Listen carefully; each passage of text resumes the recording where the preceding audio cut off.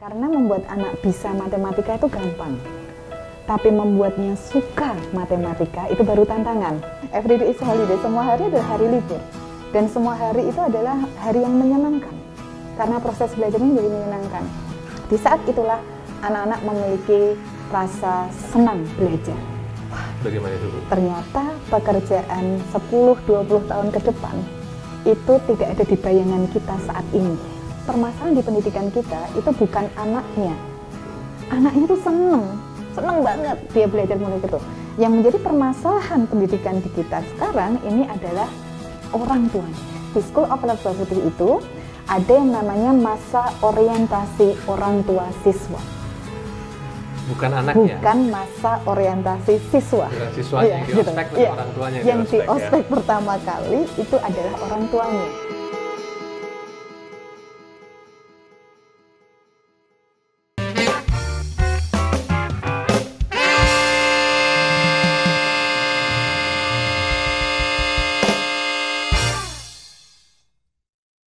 Pemirsa, senang sekali bisa kembali berjumpa dengan Anda di program Saksi, Satu Kamera Sejuta Inspirasi. Kali kedua, kami bisa kembali mewawancarai Ibu Septi. Saat ini saya berada di kantor pusat Jarimatika. Kita akan berbincang soal pendidikan dengan beliau.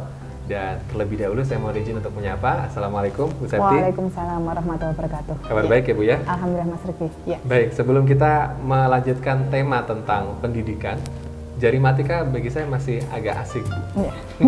Apa maksudnya? Matematika begitu ya? Iya, dulu pernah ngitung pakai jari ya.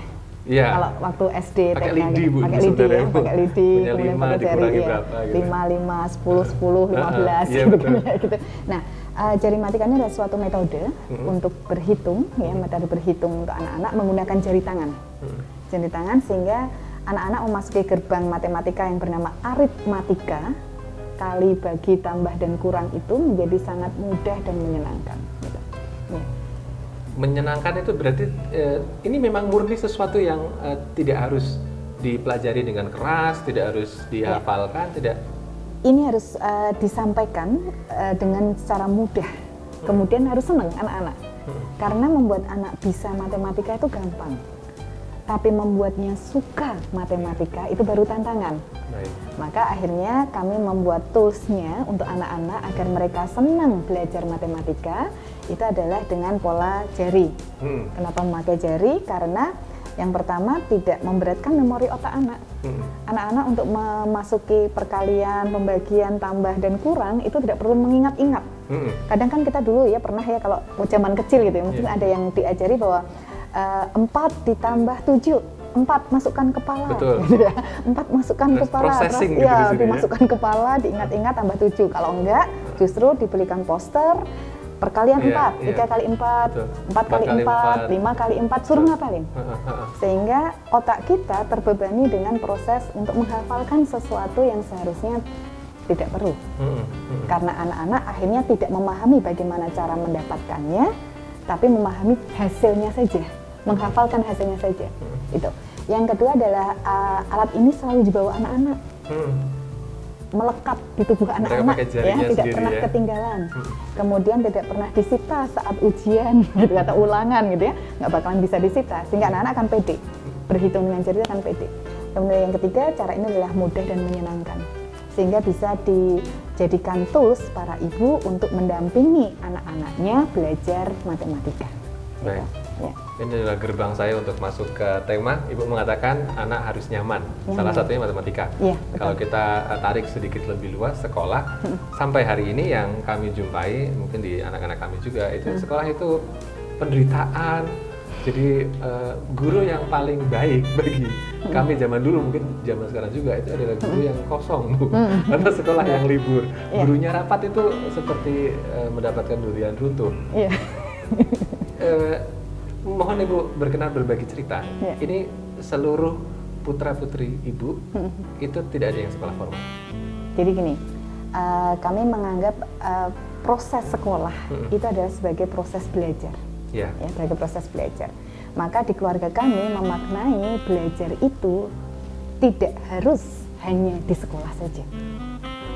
Satu-satunya proses belajar itu tidak hanya di sekolah. Gitu banyak hal.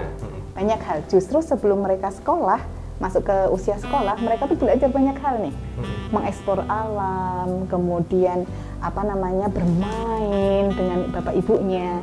Ketika masuk sekolah, biasanya itu adalah yang namanya belajar itu dari jam 7 sampai dengan jam 12 atau jam 2 siang. Sekarang sampai sore, Bu. Sampai sore ya sekarang ya, sampai jam 2 siang. Kemudian berikutnya pulang sekolah itu berarti tidak belajar. Nanti kalau sudah habis maghrib ngerjain PR, itu baru belajar lagi. Ya, liburan juga masih ada PR-nya, liburan panjang. Akhirnya itu belajar itu hanya dikotak-kotakkan saja.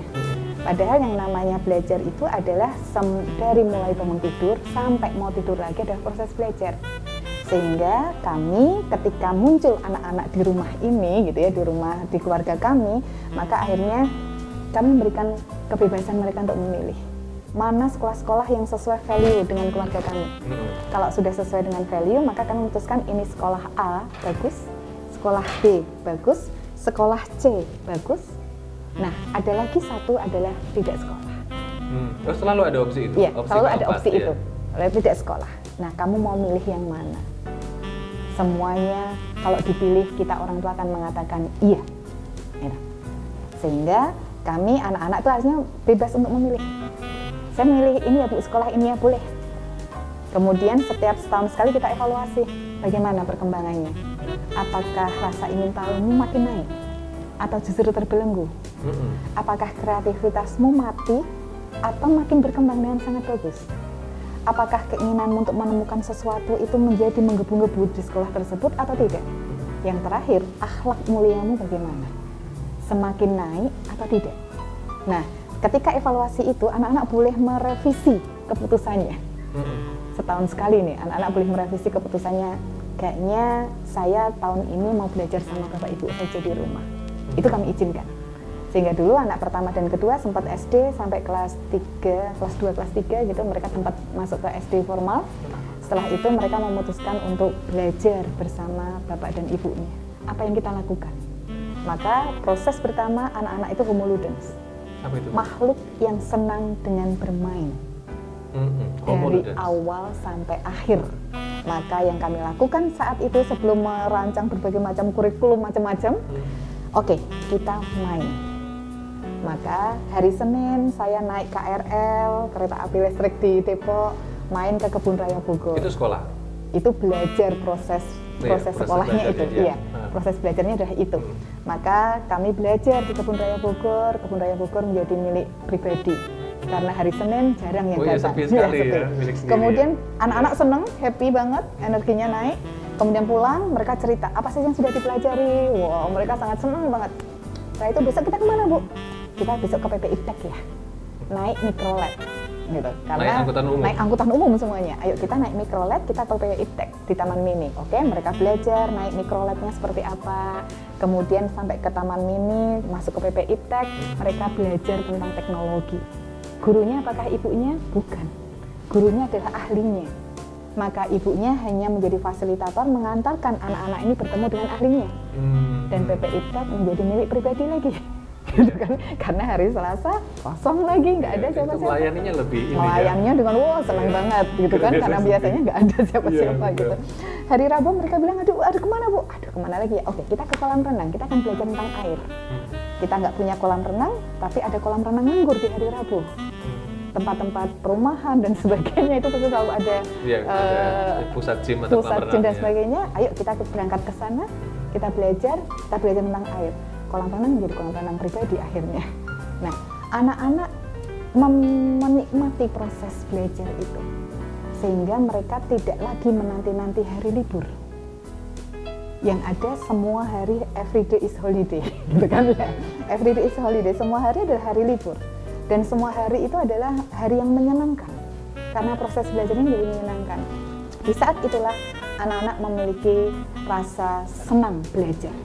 Ibu akhirnya memutuskan untuk dalam tanda kutip memberikan izin untuk putri pertama, putri pertama, betul. Putri kedua, kemudian anak saya yang terutama yang ketiga. Pertama lah ya, akhirnya untuk sekolah. Berarti kan Ibu sudah mencari referensi dulu dari tempat yang lain-lain. Ibu melihat ini tidak berpengaruh bagi masa depan pekerjaan mereka kelak atau yang sudah Ibu browsing sudah Ibu teliti betul di masa lalu? Ketika saya dan suami mempelajari pekerjaan masa depan gitu ya, kami terkaget-kaget. Bagaimana itu? Ternyata pekerjaan 10-20 tahun ke depan itu tidak ada di bayangan kita saat ini. Banyak pekerjaan yang bisa diremote dari dalam rumah, kemudian dari pucuk gunung mungkin gitu ya. Dan itu kan membutuhkan para pembelajar-pembelajar mandiri yang paham tentang dirinya, menemukan dirinya sejak dini gitu. Andai kata anak kita diceburkan lagi, dimasukkan ke dalam sebuah sistem yang membawa mereka mundur beberapa tahun ke belakang, ini akan membuat anak-anak ini ketika lulus tergagap-gagap. Dunia sudah berjalan sangat kencang sekali, pendidikan anak berjalan bahkan jalan di tempat gitu. Cenderung mundur maka itu kan itu akan menjadi tidak match antara kebutuhan di dunia pasar dengan hasil output pendidikan yang ada. Ini membuat crash, sehingga yang terjadi apa? Anak-anak setelah lulus pekerjaannya apa? Nulis lamaran pekerjaan. Iya, betul. Kemudian dikirimkan kemana-mana, mana yang memanggil maka itulah nasib dia ada di situ. Iya. Dia tidak bisa memilih untuk hidupnya. Baik, itu yang berusaha Ibu ini ya, rubah mindsetnya. Mindsetnya harus diubah. Yang baru saja saya pikirkan adalah misalnya beberapa tahun yang lalu kita tidak akan memikirkan ada pekerjaan web designer. Tidak ada. Kemudian apa ya? YouTuber. Iya ya, Facebook macam-macam itu. Nggak ada. Iya, gitu. baik. Kemudian bekerja berdasarkan data gitu, data teknologi kita nggak terbiasa sama sekali. Nggak terbiasa, terkaget-kaget nanti. Nah itu didapatkannya dari mana? Dari proses dia mencari, proses mencari dan menemukan hal-hal baru yang mungkin ini akan saat mereka dewasa nanti. Gitu. Mereka sudah kenal dari sekarang. Baik. Gitu. Baik. Ada satu sekolah yang dikelola dan langsung disupervisi terus-menerus Ibu ya, School of Life Lebah Putih. Seperti apa sekolahnya? Saya akan bertanya lebih banyak untuk Anda setelah pesan-pesan berikut ini. Kami akan segera kembali.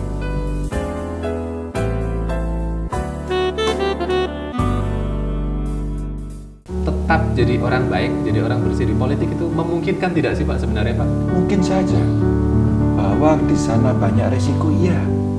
Bahwa kemudian orang di politik tidak bisa sempurna 100% seperti malaikat, iya. Tapi kalau orang baik hanya menjadi penonton, maka dia menjadi penggerutu-penggerutu. Maka kalau orang baik mau masuk, dia sedang menguji dirinya sendiri. Akankah yang ada di dalam hati dan pikirannya itu bisa dia laksanakan?